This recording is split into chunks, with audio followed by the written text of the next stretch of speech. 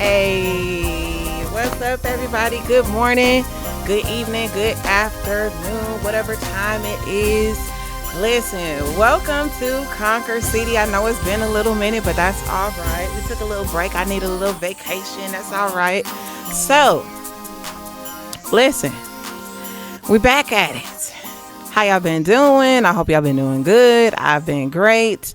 Listen, I am really super excited about this episode today. We're going to talk a little bit about this guest. We're going to get into it, but let me tell y'all, this person, when I tell you, when you hear his story, I don't know, you might have to get your little box of tissue or whatever, but go ahead and get your tissue. Y'all know how we get when we at Conquer City. So, listen, my next guest, I'm super, super excited.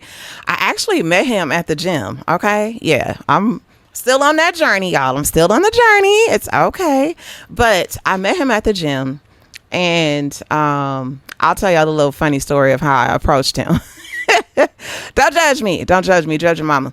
But once I met him, I knew there was something about him.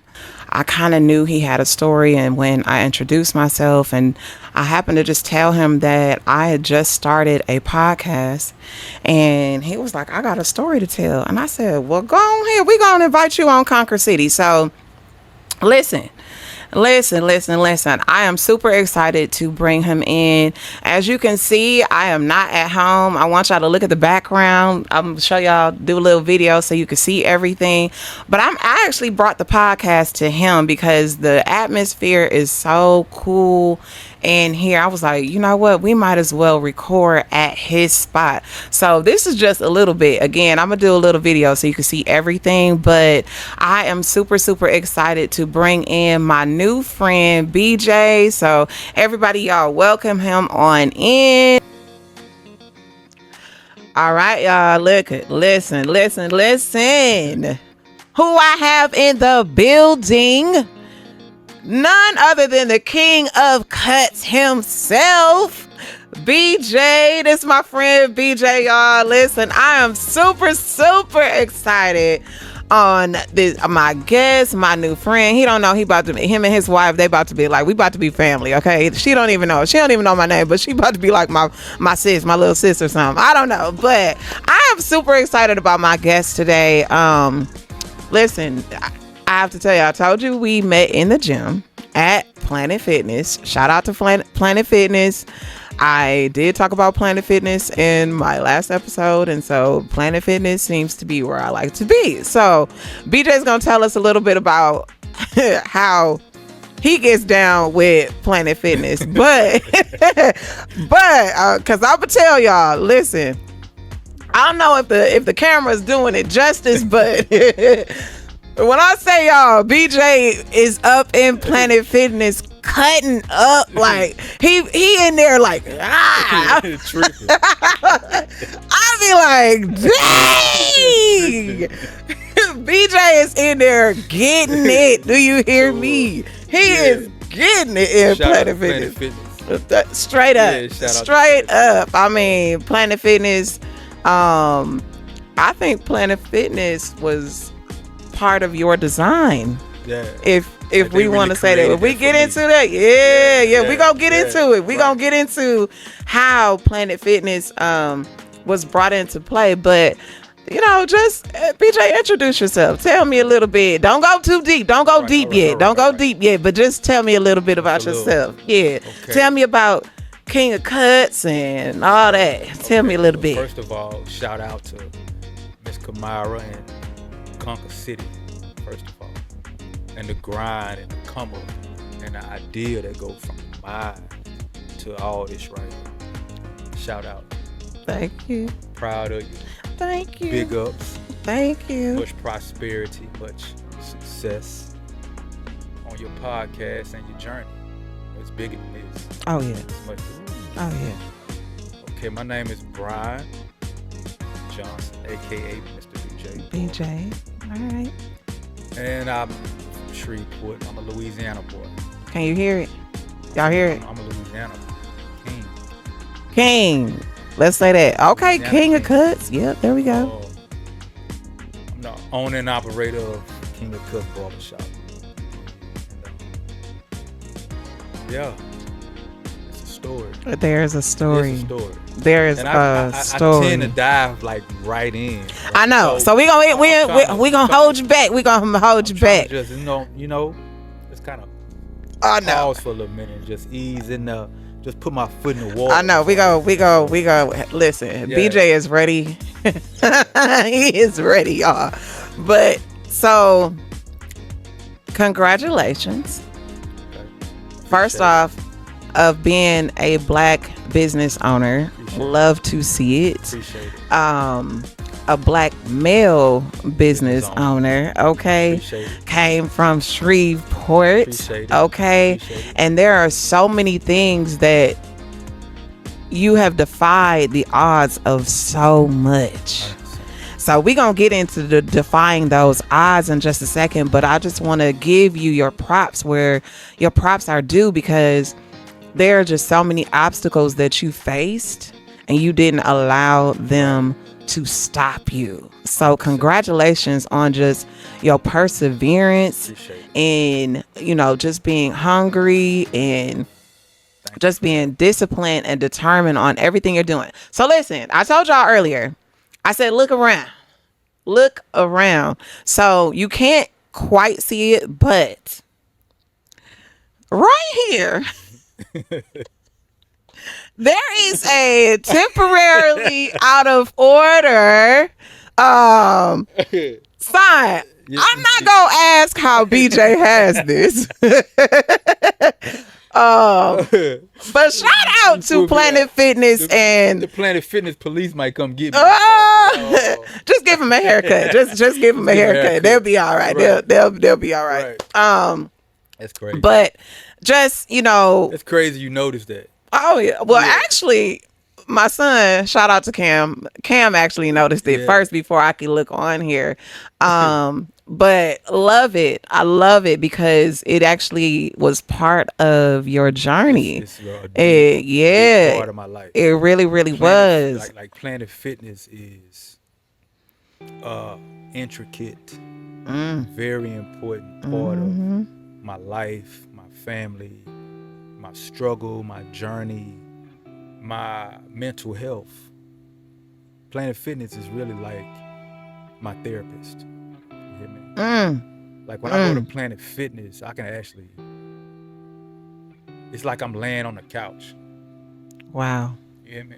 Wow. Planet Fitness actually has all this pad and paper and actually listening to me and letting me vent and giving me some type of comfort, right? Mentally and spiritually. So I would never switch gyms. Like I would never go to LA Fitness. Me neither. Me neither. Yeah, Planet. You know, Yeah. Let me tell you. So I think I said this in my last episode too. So I have had, like, years and years and years ago, I had a membership.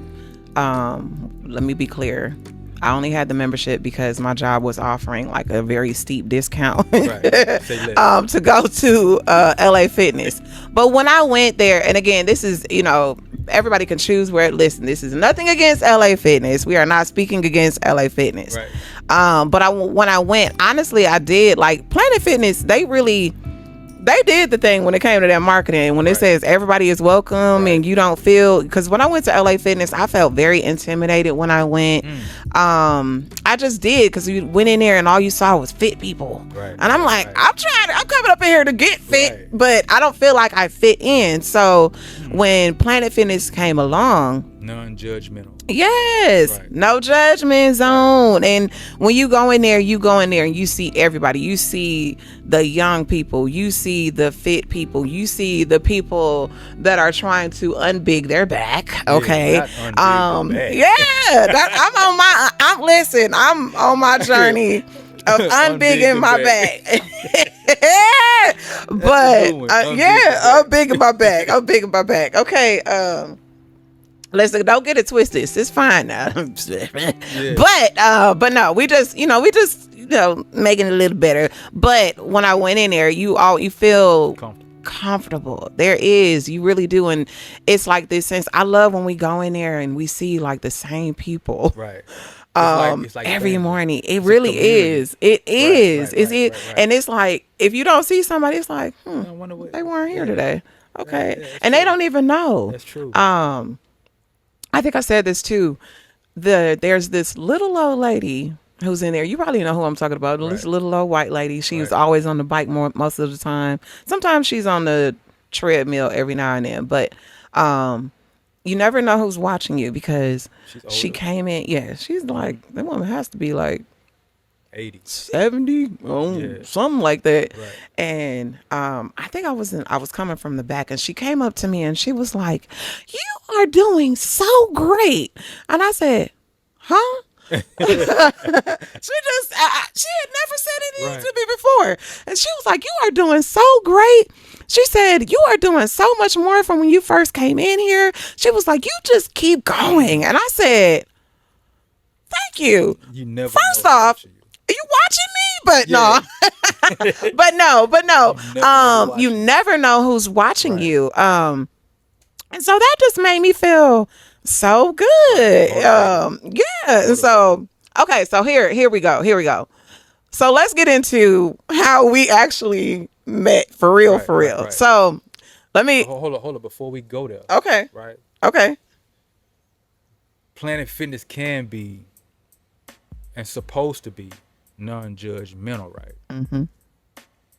But if you look up on the wall, right, it says lunk and a lunk alarm. Yep. Right? Yes. Out the gate, lunk is a judgmental adjective where they judging people. It is. If you define, they got the definition of lunk. One who does this, one who does that, one who does this, and one who does that. You're right. So out the gate, they what? Judging people. And I'm a lunk out the gate. Are you? I drop weights. You know what? I breathe. I'm loud. I'm not loud, but I drop weights. You do. What else? Sometimes when I'm really in it, I might holler something like, yeah. I'm breathing though. Mm-hmm. I'm in you gotta it. let it out. And you so know I'm you a in lunk. So they've come. They rung the alarm on me. You judging me? Stop. The siren always. They done pulled up on me. Sir, you can't be dropping the weights. I'm like, bro, it's 75 pounds. Like, you just can't put them down softly. But y'all non-judgmental. But I always explain, but y'all judging me, bro. So I always go do this. Give me a t-shirt that says, I'm a lunk. I'm not doing this with you, BJ, today. I promise you I'm not. So they can change that. But I'm listening to you. Go ahead. I'm not doing this with you. You know you did not say you go get a t-shirt. I had to get that. The day I come in there and see you with a t-shirt that says I'm a lunk, I bet you I sell out. It's for all the other people that enjoy Planet Fitness, but you know they do a little. Who are lunks? Not just lunks, because I don't need you judging me, but we just know how to breathe. That's it. Know how to breathe. Okay. Yeah. Okay. Yeah. I'm glad you got that out. Appreciate it. Okay. I can breathe now. Shout out to Planet Fitness. Shout out to the lunk alarm. You feel me? I'm gonna be in there tomorrow morning, dropping weight. If you drop a weight tomorrow morning, I swear. It'd be me. Actually, I'm gonna be very honest with y'all. I have seen him drop. Wow.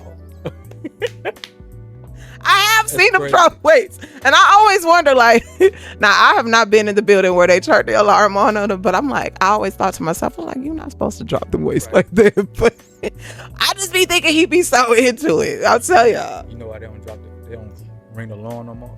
Why? Because I cut one of my clients. It's actually the manager. What? Yeah, Lawrence. Shout out to Lawrence. I see you, baby. Hi, Lawrence. Appreciate you not ringing the alarm on me no more, bro. Okay. Yeah.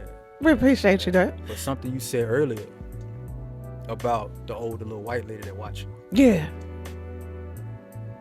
you never know who's watching you, right? Mm-hmm. What goes along with that is you never know who you motivate. Yes. Which So is if a she great. watching you, Yeah. it's like over 100 people in the gym. Who else watching you? That's saying that she ain't here getting, because she already got her pink on. You feel me? Who else watching her? I do always have on some sort of pink. Okay. So people be like, okay, if she doing it, I can do it.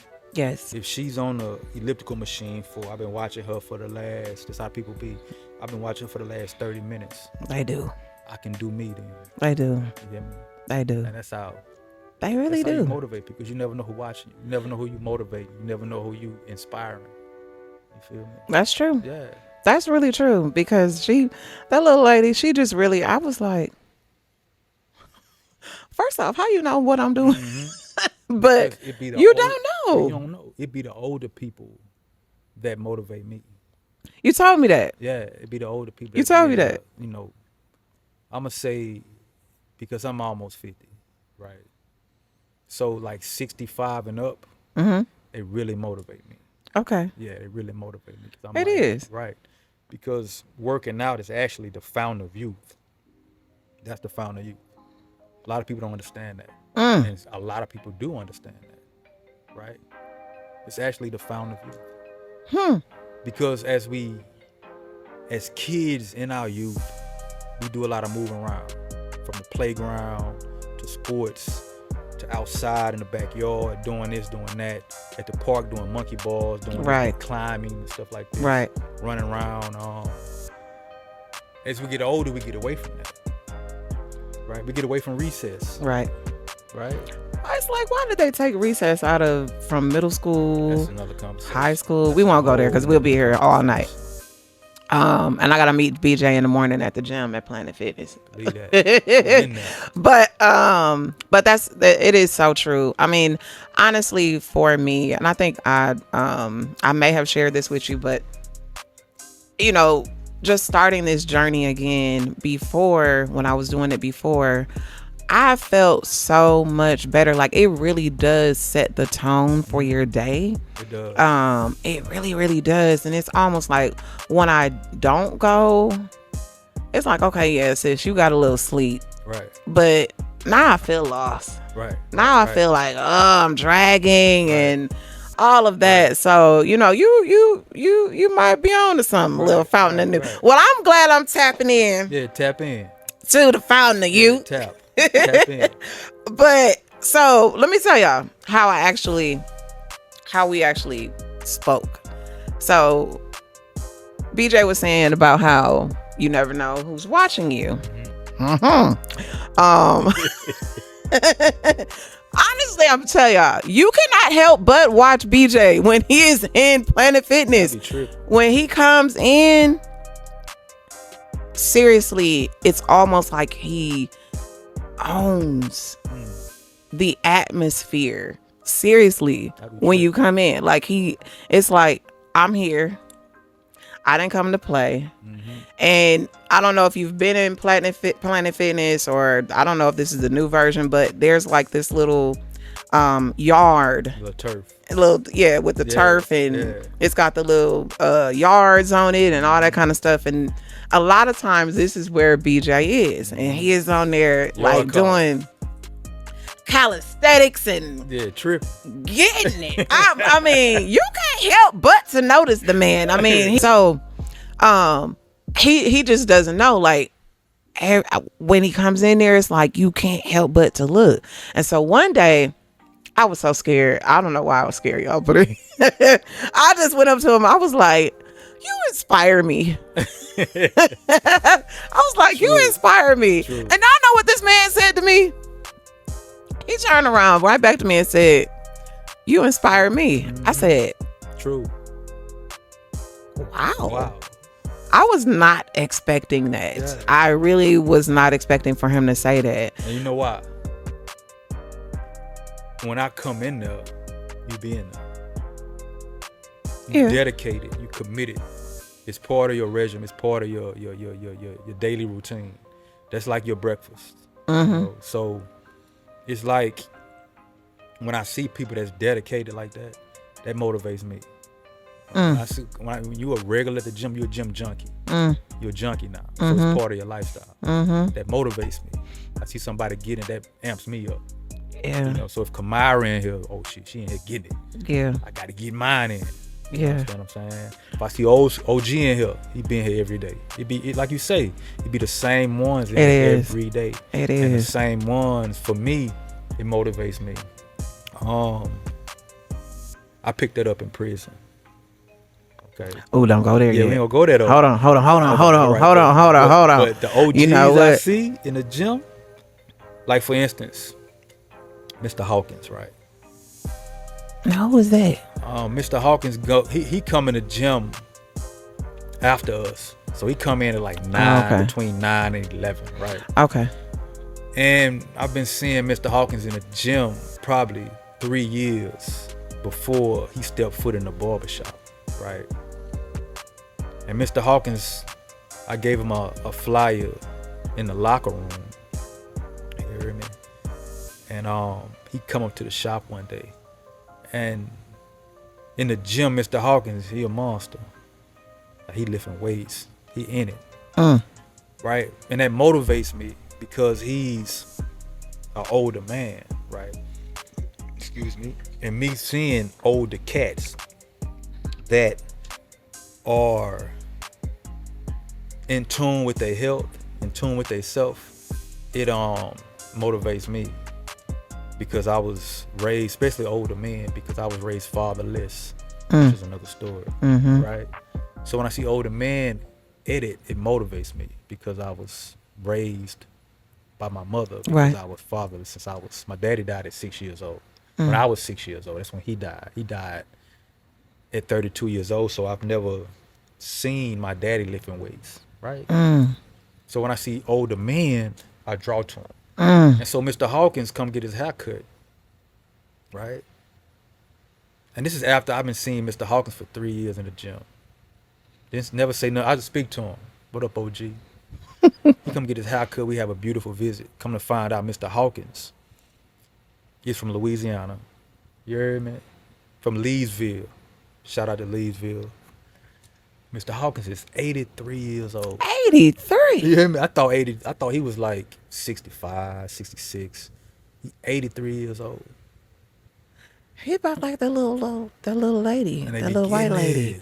I'm telling you, she begin it. And she is fit. I'd be like, wow. And I want to be that. And I ask they secrets. You know? You said it though. Yeah. The gym. Found to you. Found to you. Working out. Like And just watching, staying active. Staying active and watching what we eat. Yeah. Moderation is key. It's all right to touchdown wings, you heard me? Love them to death.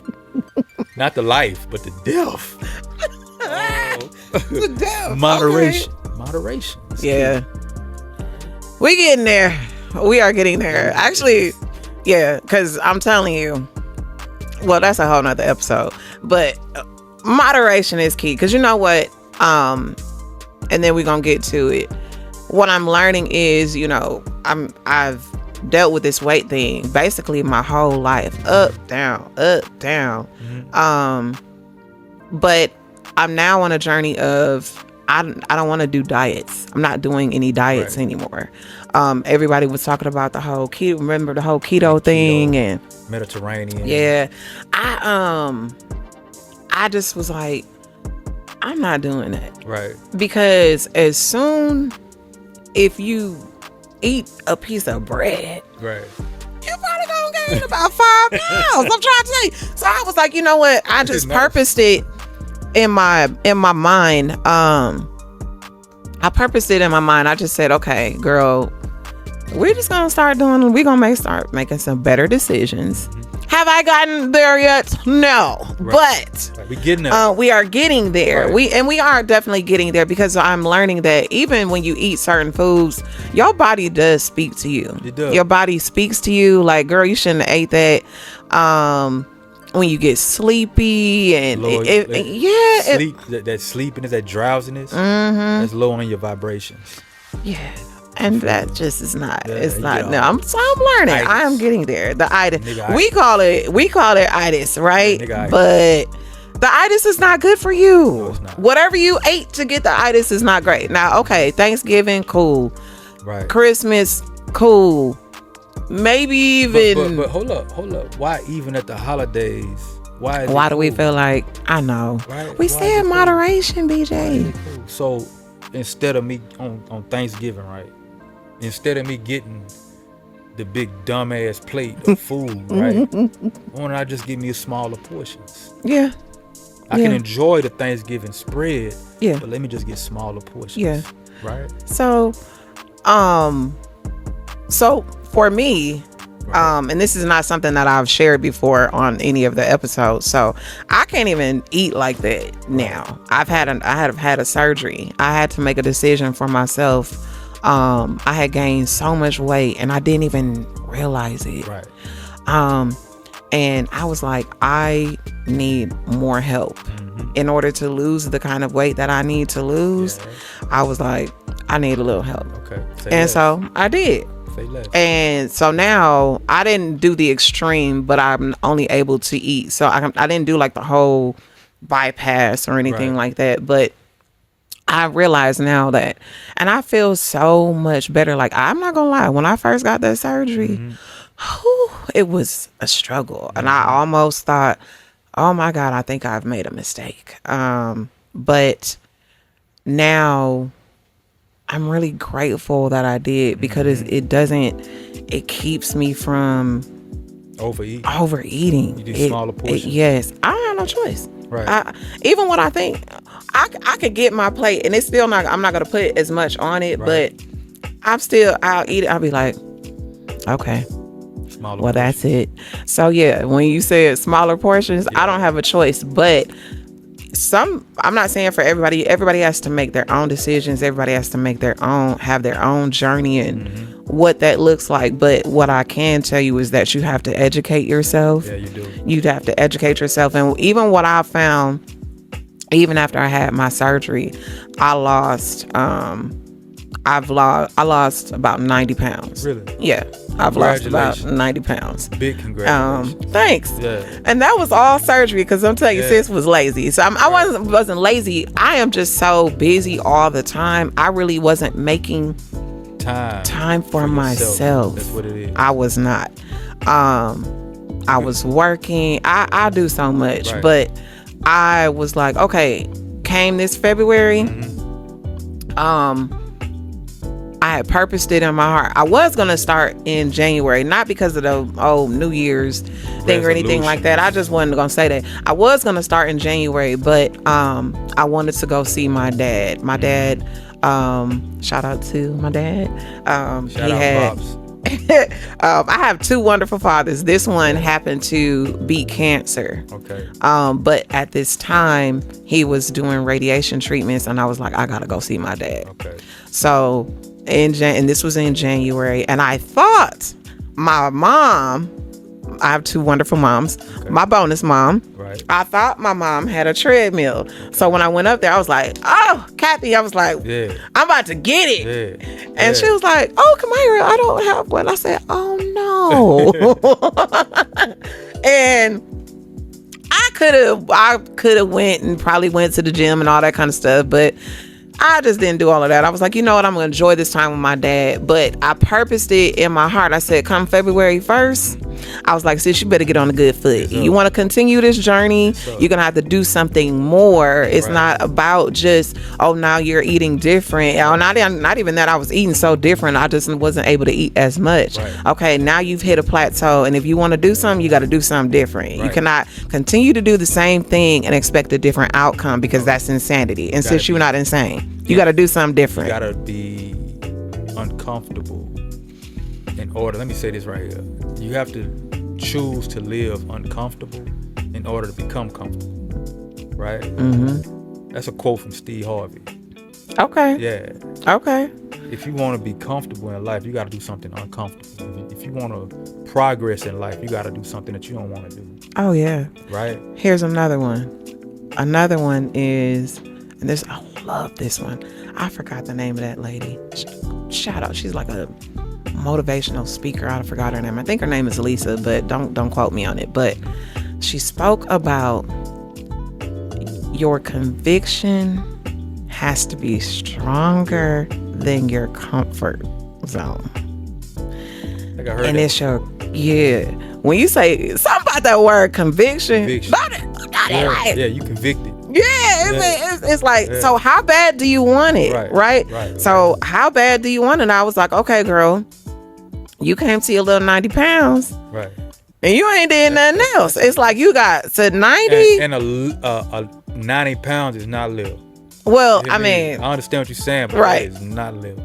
Well, yes, because I mean, that's a lot to lose. It takes a lot to lose 1 pound. What? Tell me about it. You hear me? Like it really do take a lot to lose 1 pound. To lose 90 of them. If you can lose 90 pounds, you can lose 150 pounds. Yes. You hear me? Like you can just keep on going because you progressing. You feel me? Well, help me, BJ. So BJ don't know, but he gonna show me some different machines to work on them tomorrow. But and so I'm a follower of like YouTube. Like if I see something on YouTube or on Instagram or social media, I'm gonna go to the gym and try it out. Yeah. Okay. Yeah. Like I love the gym. The gym is my therapy, right? Like when I came home from prison, before I even went to the DMV to get me a driver's license, I went to Planet Fitness and got me a workout license.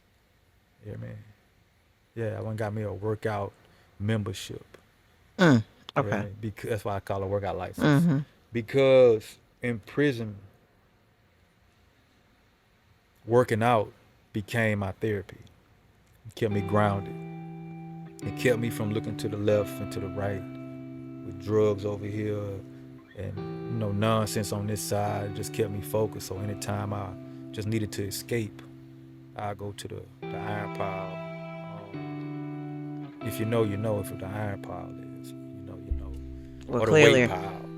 I don't know, but it's prison lingo. But I would go to, I go work out.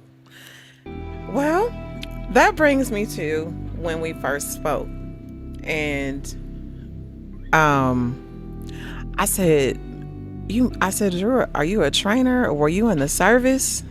You remember that? And you said, I used to train, but I don't train anymore. And you said, no, I wasn't in the service, I was in prison. Yeah. A lot of people say that. A lot of people say either you've been in the service or you was in prison.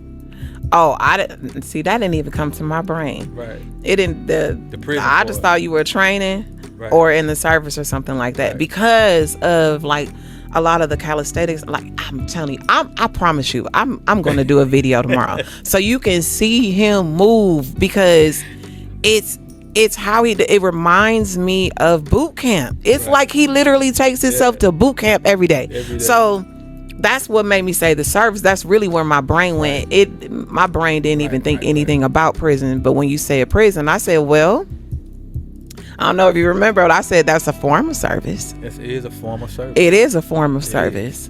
It is. So it's somewhat structured, like prison because you're doing the same thing, routine every day. For instance, for example, you gotta make your bed up. Yep. Just like in prison. Like in the barracks, you gotta be up at a certain time with your bed made, your shoes lined up a certain way. For cell inspection, it's the same thing as barrack inspection. It's structured. Yeah. You know what I'm saying? Yeah. So that's why I said. So you become institutionalized like you would if you was in the army or military. Something like that. They have to. Well, you know what? We ain't gonna. I'm not gonna. Because you know what? Let me say this. Nothing wrong with the military because I have a lot of men in my family that were in the military, Army, Air Force. Right.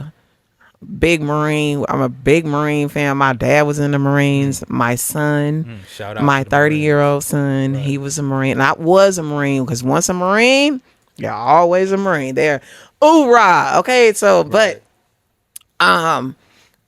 it takes someone in the military to really, really speak about what it is that they go through. So, nothing against anybody in the vice military. versa. Yeah, It takes somebody who's who's really been in in. prison to Yeah, speak about yeah, prison. yes, yes, And I yes. was like really in prison.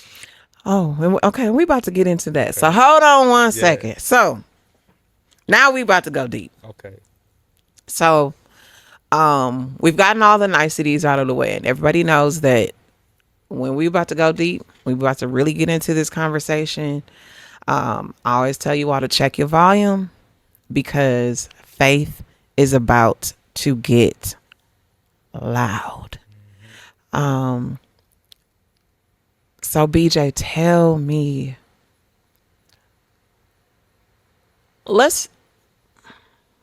how you want to do this? You want to go to childhood? However you want it. Let's I've never been really like asked about my childhood, like far as podcasting goes. whatever. So we can go to This your show. We can go to childhood. This your show. Whatever you want to share. If you want to Whatever talk, you already kind of hit it a little bit. You said Right. that your father passed when you were 6 years old. Yes, I ma'am. heard that. Yes, ma'am. So you grew up. Shout out to the single mothers. Hello. Shout out to the single mothers. So I know that you were raised by your mother, and you have a younger. I know you have a younger brother. Got a younger brother And got an older brother? There's 3 of us. Okay, yes, I thought so. I thought it was 3. And so I remember us talking about, I promise y'all I'm gonna take a video so you can see the whole entire barbershop, because crazy. to the left, to the left of us, there are a bunch of shoes. And to bring it back, let me be clear. BJ works out in Jordans. And it's wild to me. And it's like not even just, it's not even beat up Jordans. It's like the young, fresh to death like Jordans. And I'm like, this is crazy. I said, not only in here doing calisthenics, like he's like the hardest working man, but then he like clean with it too. And I'm like, nice. You gotta be nice. wait a minute. Yeah, you in here working out in Jordans. Everybody else got their little beat up stuff on, and you up here in a young, fresh pair of Jordans. And gotta be nice with it. yeah, you gotta be. So I just remember us talking about how you said you wanted to, because I know your mom, like any mother, she taught you how to shop. Yeah. And she dressed you. Yeah. But your mom had never bought you a pair of Jordans, if I'm not mistaken. Yeah, never bought me a pair of Jordans. Yeah. Mother was like, shout out to moms. Shout out to mom. R.I.H. She rested in heaven right now. But my mother was very thrifty. Mm-hmm. My mother knew how to shop, right? And I believe that's her upbringing. So my grandmother had to teach her how to shop. You feel me? And so no, mama never bought us Jordans. Right. Yeah, she never bought us Jordans, Air Max back in the 90s. What was popping? She never really bought us that. Because she was like, no, y'all ain't finna be no name brand knuckles. Me. Yeah, y'all ain't finna be that. She teach y'all how to shop. So she would shop at Kmart, Walmart, and knew how to put it together, because she used to always teach us, it ain't what you do, it's how you do it. Right. So she would have us all just little fly, like the colors, and us always having the same outfits on. So that was a seed that was planted in me that I still hold to this day, right? In Louisiana, Jabos were big.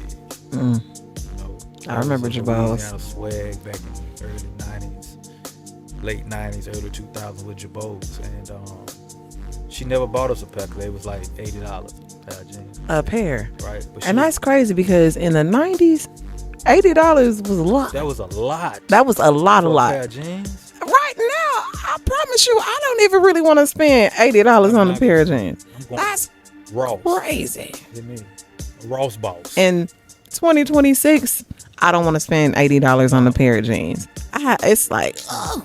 It's not what you do, it's how you do it. My God. Right. So back then, $80 for a pair of jeans? Like was Guess jeans? $80 was like 800. 200. Yes, like come on. That's basically what it was like back in the day. Like So a pair of Dior jeans or something. And so moms used to buy us rustlers. I wanted a pair of Jabot jeans so bad because the kids in middle school, they was having Jabot jeans. And two of my best boys, they was rocking Jabot jeans and Jordans and Hill Figure and Nautica name brand. Mama couldn't afford it. I'm not gonna say she couldn't afford it, but she could afford it. She just wasn't buying it. Right? She was real smart with her money. And so Rustlers, which was a Walmart brand. right. If you're familiar with Jabot jeans used to have the Jabot sign like right on the zipper pocket. That's what a Jabot sign was. Yes. Right? I cut the Rustler sign off the back of my Walmart Rustler jeans and sewed it on the zipper part just so I could feel like I had a pair of Jabot jeans. No, you didn't. Yeah. That's how bad. It's crazy because that's how serious and how impactful influence can be. Yes. Just so you can fit in. Mm-hmm. You feel me? Mm-hmm. Which is something that's Just to from fit the in. age of time. Like Just to fit in. that's been going on forever since the beginning of time. Just wanting. That's how we get tricked. A lot of. I mean, that's how our children. Not even just from now. Like for real. Like peer pressure. We call it peer pressure and bullying, but that's been going on for a long years. time. For Forever. years. So I got my first pair of Jordans at probably 32 years old when I was in prison. I bought them from the homeboy Pookie from Mendon, Louisiana. Did you say Pookie? Pookie. Pookie. Yeah, Pookies are real. You know how social media be like, they already stereotype what a Pookie is. Right. No, I got a few homeboys named Pookie. Pookie. Yeah, Shout out to Pookie. Shout out to Pookie. With the Jordans. I mean, hey. Yeah, Pookie showed me my first pair. Okay. My first pair of Jordans. All right, Pookie. And now I work out in them. I sell them. Yes. Yeah. That's great. I'm telling y'all, fresh at the gym all the 'Cause time. it's not what you do, it's how you do it. Remember Yeah. that. That's It's right. not what you do, it's how you do it. That's right. Wow. I'm a Ross boss. Ross, Burlington, TJ Maxx. I love how you put that. Thrift stores. Yeah. That reminds me of my sister. Now my sister, she likes to shop in thrift stores. And she loves TJ Maxx. Yeah. My God. Burlington. Come on now. That girl. I'm like, Come on now. girl. Play-Dohs? Yes. Well, she is. I haven't seen her go there, but you know what? I don't know where all that child goes, but she is into all of that. And me personally, it's not that I have anything against those stores, but I do not have the patience to Shop. go. To No, rummage, to I don't want to do scatter, it. to Let me go in, sort through. see it, and be like, "Oh!" Now you gotta sort through. I That be don't the wanna beauty sort. of it though. I know. That be the beauty of Ross and the thrift. Because Ross, Burlington, these ain't number thrift stores. True. It's the beauty of like going into Ross and you'll see a pair of wheat Timbs in there, right? And you'd be like, What? what? Right? What? Ross got, they tripping. Right. Or you'll go in there and find some True Religion. Right. Yes. Yep. Yeah. Yeah. I know all of that is Putting in there. Putting stuff together, not even name brand, but you can put on some stuff. You can put you something together. $8.99, $16.99, and find you a pair of polo socks for $9.99 and a hat, and you be like, yeah. And put it together and make it And work. just go straight down to Atlanta to the Atlanta Hawks game or function and just. And they be thinking that you What? just right. How you Like you because done got spent confidence. all this money on Come this on, outfit, man. and you be like, I just spent $40 and put all this That's together. it. Walking out here looking like I'm like I done spent $300 on this outfit. That's what it is. And that's no. what my mom taught. And what you do is how you do it. Yeah. Actually, to be honest with you, my mom is the same exact way. My mom, she had 3 girls. I'm the oldest, Mm-hmm. and that woman was gonna save some money. She was gonna save money. Right. That's how my grandmother, my great grandmother, shout out to Nin.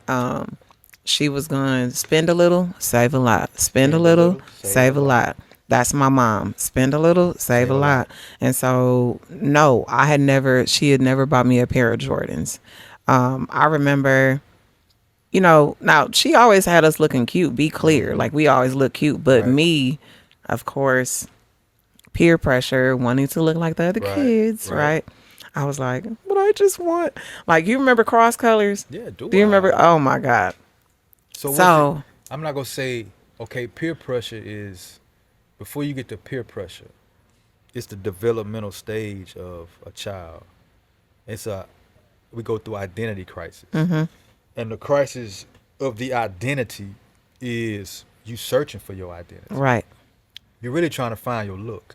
Not only I want to fit in, but I'm also trying to find my look, as right? well, As well. That's what it as is. well. Yeah. But you want to fit in and you want to look like everybody Everybody else, else, because which kids is can be crazy because for me now, it's not that I don't want to look like everybody else. I've found myself right. and my own, Style. yes, absolutely. If it don't shine, if it doesn't make a statement, I don't want it. So But right. that's just me. You. I know that That's now. And knowledge I of think you. I've kind of always been like that because let my mom tell you, I always had expensive taste and I Right. always wanted like the most outrageous things. Right. So Right. I remember when my dad bought me for Christmas my first pair. He bought me like a couple pair of cross color jeans, and I was just like, he's the best dad in the world. But my mom was so mad. Right. She Right. was so mad that he spent that much money On on two those pair of jeans. jeans. Oh my God. She was so mad. But I tell you, I wore those jeans to death. Right. Right. Right. I Right. really, really Right. did. Shout out to But Cross Colors. yeah, I mean, and And you this could was you couldn't black pay me that. owned. You know, it's not Yeah, Ralph Lauren. This is right. not Heel And I Figure. can't even say that that was the reason why I just Yeah. wanted to do it because everybody else had it Because on. yeah. I did. I And did. back day we didn't care about. They was black owned or They not. did. We True. didn't. I'm saying that now, but Cross Colors? Yeah, mom's never brought us a pair of Cross No. Colors. Nothing. Carl Kanai, she bought us a little Carl Kanai. She bought us a little Fubu. No, they was doing Fubu in For us Burlington. buyers. Yeah, yeah, yeah, Mm-hmm. yeah. They was doing Fubu. No Pele Pill, cause this shit was so high. You know? Well, that was high. Do you remember? I know you know it. What was it? Coogee? Yeah, I remember Coochie. Ooh, it's Yeah, still high. But do they even still make that? they still make it. They still Um, make it. You gotta Google it. all these things, because we wanted to fit in. And I know that you're the middle. Middle child. You're the middle child. Yeah, Oh, yeah. Middle child syndrome is real. I was just getting ready to say, do you have middle child Yeah, it's syndrome? real. But you never know you got it until somebody like point it out, until you read about it, until you Mm. see a podcast about it, or some YouTube about it. You be like, dang, it explains like your lifestyle or what you've been through as a child. Like, damn, I went through that. You know Mm. what I'm saying? I hear that a lot. I still go through it now because my oldest brother and my younger brother are really not as close as I am with both of them. Mm. Like, as close as I am with my oldest brother, I'm just as close to my younger brother. But those two are not that close. Wow. Yeah. That's crazy, ain't it? Like, that is crazy. You know what? Now that you're saying that, I do see that a lot Yeah. with the middle one because the middle one kind of just wants to be I'm a loner. my baby. Not my baby sister. She is my baby sister, but she's the middle child. And she can be a A loner. loner. But She at the same can, time, you can be but not when it comes to family. But sociable yeah, and right. personable. As Yeah. a family man. Yeah, that's I am. That's still what I experience to this day. Mm. I'm close with both of them. Wow. But they're not that close. That's part of being middle child syndrome. But as a child, being a middle child, I used to find myself like outside or just doing just activities by myself. Like I just disappear into the woods somewhere because I was born and raised in the country and stuff, right? Mm-hmm. Or even when we stayed in the city before we moved to the country, I used to always just like veer off to myself and get in my own little world, Mm. you know. And my oldest brother didn't attract to what I was doing, and my younger brother didn't attract to what I was doing. So I just be out by myself, making my own little fun, you know. Wow. And that was that middle child syndrome, Hmm. you know. And it's kind of crazy because with parents, a middle child experienced the syndrome because with three boys or three kids, and I'm the middle child, the first baby gets a certain attention from mother because Mm-hmm. that's the first baby, Right. right? But then the baby gets a certain attention from the mother and the parents too because he's The the baby. baby. Right. But the middle child, Y'all kind of get lost in the who sauce was never the first or the last. or the last, kind of get like, The lost in the sauce a little you bit. hear me? They be like, Yeah. I that's know. just Brian. That's just I little BJ. know. You I feel me? know. And Yeah. when I tell you, shout out to my sister. She may not want me to say her name, but she really has middle child syndrome for real. It's a thing. It's real. Seriously. Actually, my mom. And Middle she talks child. about it. She's a middle child. She definitely talks about it. So, shout out to middle children. Okay, you all are Yeah, shout out loved. to the middle kids. You all are loved. We love you. Right. No, It's not a seriously. stigma. It's not. It's not. I don't know why. And I guess I Where you wouldn't fall I in wouldn't line at? know. Oh, I'm first. Oh, you the baby. No, I'm That- the That's that's that's the real baby. The oh. first for me, this is my perspective. The first is always the baby Mm, because that's the first one. That's the first one, yeah. right? But then comes out the baby. Yeah. But the first child, that gonna be always be because like when I went to prison, right? And I lost my mother while I was in prison. But who took care of my mother when I was in prison? Her oldest child, my oldest brother. Wow. Yeah, he took care of her all the way until she passed. He was there for her. He wasn't there for her like my youngest brother was. He was there for her as the oldest child. You heard me? Wow. And his, like for instance, let me show you something real right quick. I had a sister, right? But she died before any of us was born. Okay. She was the oldest sister. Mm-hmm. And me telling this story is explaining the connection between my oldest brother and my mama. So my oldest sister name was Kayla, right? And she died as an infant, Okay. right? I think from like stomach complications, some dealing with natural causes. Okay. My mother was so in love with her first child, which was Kayla, that when she had my oldest brother, she named him Kaylon, Kaylon. Mm. Her name was Kayla, Wow. Kaylon, Kaylin.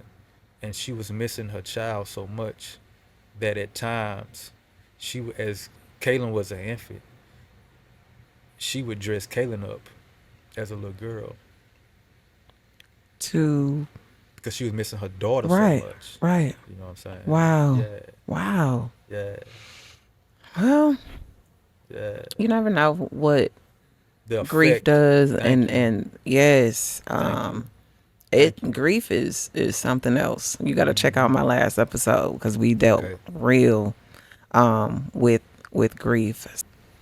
Because I lost my mother. Mm-hmm. So on the flip side of a mother losing a child, what about a child losing his mama? Right. And a lot of people always say it's different when you lose your father compared to when you lose your mother. Mm. Well, for you, it would be different because Yeah, my daddy died when he I was was young. you were so young. Yeah, I was young, Right. But I still have vivid memories of my daddy. Mm. Even though I was 6 years old when he died, I still got like vivid, a keen sense of memory to come to my daddy. Wow. Yeah, I can remember my last whooping. I can remember the good times that I remember. I remember things like, because he was a fireman.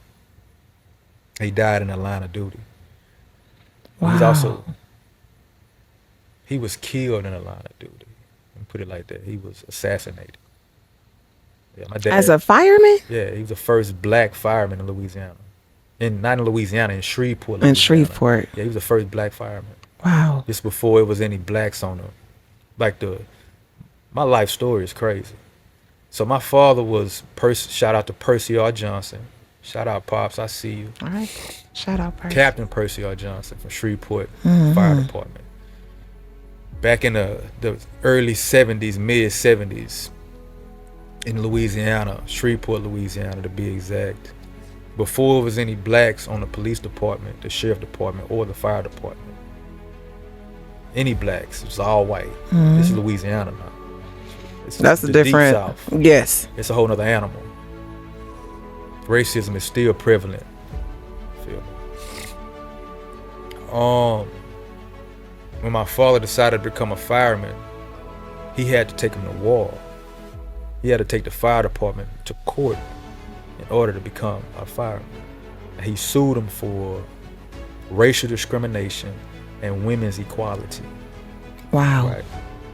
So he was not only a black activist, he was also a feminist. Wow. You dig? And so Okay, Pops. for him to die in 84 at 32, 10 years prior in 74, he was 22 years old. This is my first time actually doing the calculations of age, because he died at 32 in 1984. So in 74, which is 10 years prior, he had to have been 22, 23 years old. Look at the mind frame of that young black man. Look at the timing. Look at the timing. Right. Right? The timing. And so he won and became the first black hired at the fire department in Shreveport. Yeah. So he started to attract and hire other black cadets, firemen, right? 10 years later, it's time for him to take the sheriff department and the police department to court for the same thing. Because those whole 10 years, the fire department, no, the police department and the sheriff department are still all white. He finna take him to court for the same thing. Wow. Right? They murdered my daddy. And set it up like it was a call, like it was a 911 call. Right. At a chicken storage called Dixie Cold Storage. And yeah, they set my daddy up. I was just going to say, I know immediately they were mad and upset, and they were going to plot. Right. They were going to figure out a way. Especially in those times, right. In Louisiana. Yeah. Oh, come on. Yeah. Come on. Like we talk about Louisiana, Mississippi. Alabama, come on. Yes. Georgia, yes. Texas. Yes. So. Right. Yeah. Yes. And the lynching's still going on. You know. The lynching's still going on. And that's crazy. Yeah. And so I still got vivid memories of my father. Wow. You know. Well, I'm glad you still have those memories, because some people forget. Right. You know, so that's a blessing in itself that you were able to even remember, especially at 6. Like, that was a long time ago. That was a long time ago. It was the early 80s. I was born in 78. So this was like 78 to 1984. So yeah, I still remember. Wow. Certain things, like a Bigfoot toy he bought me. In order for the Bigfoot, which is a monster truck, for it to work, it had a key that you had to did you have to wind it up? Yeah, in the back to turn it on, right? I remember losing the key, like in the wash machine of some of his apartment complex, because he washed the clothes. I think I left it in my little shorts or something. I remember him going into the washroom looking for it, couldn't find it. Now the truck didn't work no more. You know what I'm saying? Oh. I remember he used to have just like as a child, my daddy had like the biggest back. You hear me? So when we was spending the night at my daddy's house, because my mom and my daddy were separated when he died, we were like I used to just love like sleeping on his back, like laying on his back and shit. Wow. But we would just be on top on his back, just like me and my two brothers. Cause it was all that, you know. I remember all his dogs. He had a house. He went from an apartment that he got in my house. He had like 4 dogs. I remember all their names and shit. You know what I'm saying? So sometimes what I would do, I would call my oldest brother. So I know my little brother don't remember that because he was so small. It's too little. So I call my oldest brother. And I'd be like, do like little family trivia, and I'd be like, "You remember Daddy dogs? You remember all their names?" Does he remember? Sometimes, no, he don't remember them all. Really? But you do. But I don't know what he remembers about father. Right. Of course, because he's the oldest, Yeah, so he would have different memories. Right. Right. Right. Well, shout out. Listen, who knew we were gonna be talking about an activist and making history today. Right. I shared this as well. My grandfather, my mom's dad, was the first black detective in Milwaukee, Wisconsin. Shout out. Yeah. Leroy Jackson. Leroy Jackson. Yes. Oh, that's Leroy Jackson. Strong black man. Oh, right there. woo. That is and he was a prominent, strong man, and he had Leroy Jackson. the best of reputation. I never got to meet him. They actually, both of my grandfathers passed in the same year before I was born. They both passed away in 1977. He was Leroy Jackson. Yes. The first black detective. In Milwaukee, Wisconsin. Yes. That's big. Yes. So that makes me so proud. Yeah, even though I've never had the chance to meet him, but it's crazy to see in our bloodline how strong our genes are. Right. Because in my son, my oldest son, he looks like my grandfather, like ate up with him. Actually, I guess I look like him. I've never thought about it that way, but I'm just a girl. So, but his hand, like even to the hands, like when I look at the picture and look at the hands and how he carries himself, you look at the boy, you like, oh, he look like our Craig. Yes. Yes, I see it in my uncles. Yes, like it's a real thing. Oh, absolutely.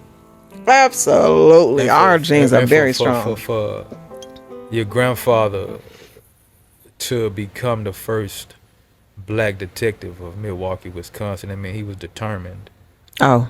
You feel me? He was committed to that. Inspired that it wasn't nothing gonna stop him.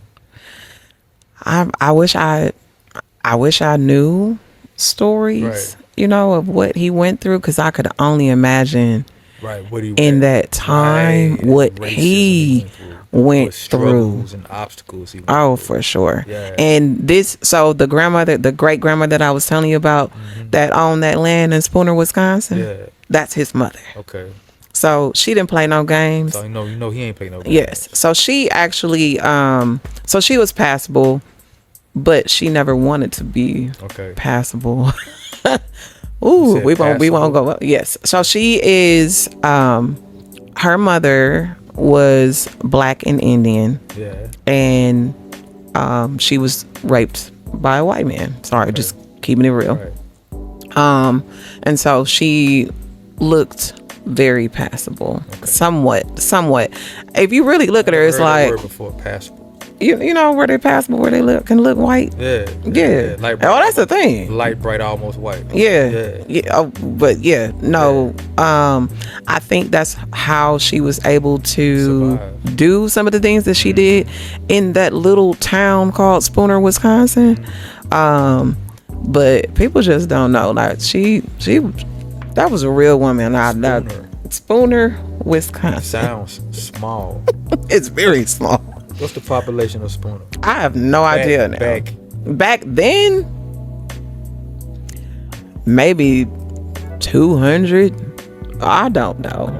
I'm talking about back then. I don't even know if it was that then, to be honest with you. I really don't know. But I'm telling you, like, Spooner probably is maybe 1 or 2 exits. Let's put it that way. Wow. You know, I like understand. you're not even getting off of you're not getting off of an expressway and going to Spooner. You're going to get off of an expressway and you're gonna take a couple of roads that sound like to get there. Right. Yeah. Right. So yeah. Okay, let's talk about history. Yeah, history on Conquer City. Okay, no, making history. All right, now we got a little something in common. You okay? So I heard you say you were born in '78. Yeah, I was born in '78. Okay. What are you born in? '78. Shout out. Yeah. Shout out. Okay, when is your birthday? In March. Okay, so you older than me. Okay, Yeah, March what? March 18. Okay, Pisces. Yeah, all day. Water baby. Water. I'm a water baby. Love the boy. When yours? Cancer. Okay.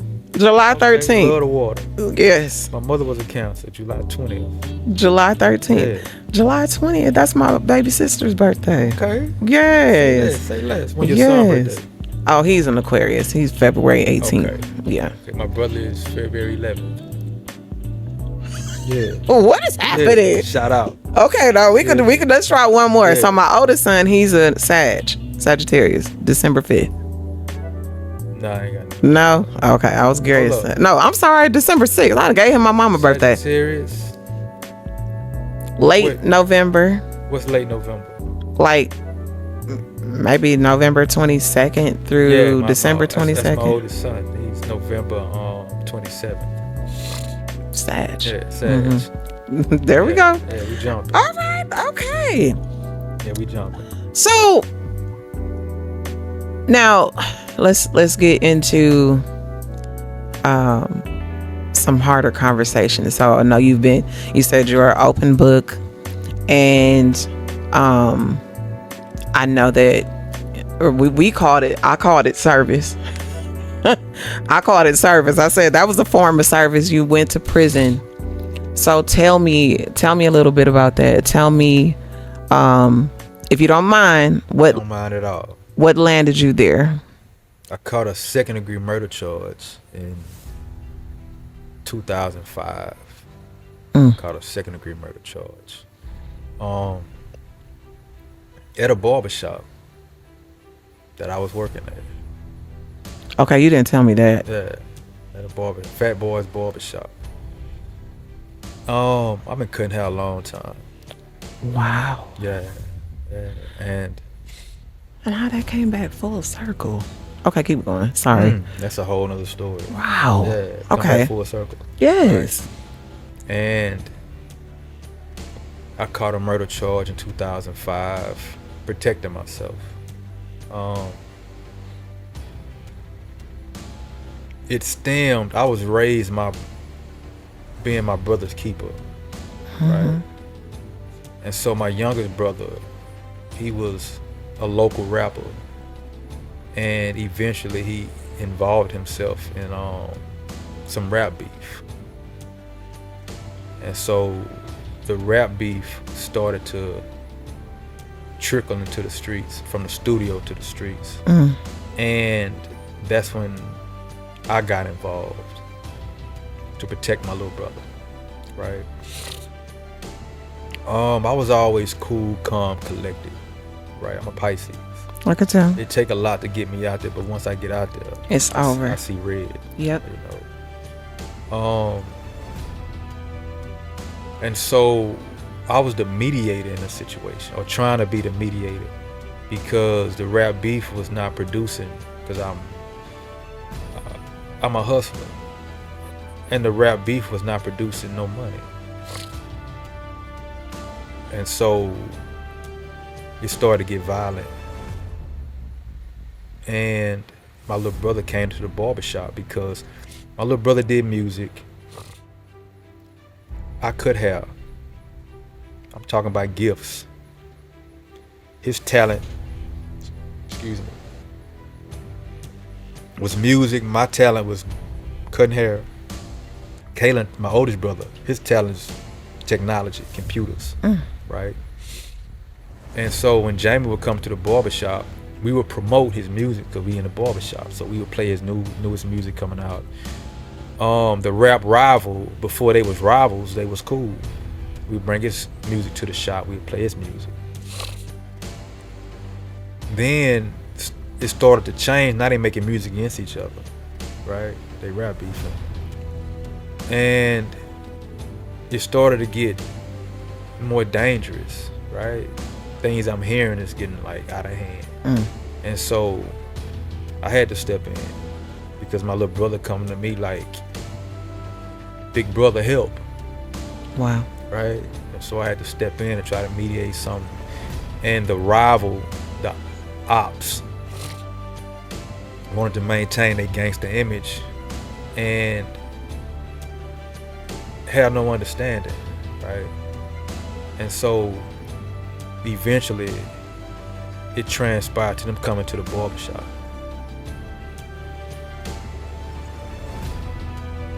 And I had to protect myself. And so from me protecting myself, I caught a second-degree murder charge, right? Because when the smoke cleared, 3 people were shot. All from my trigger pulling.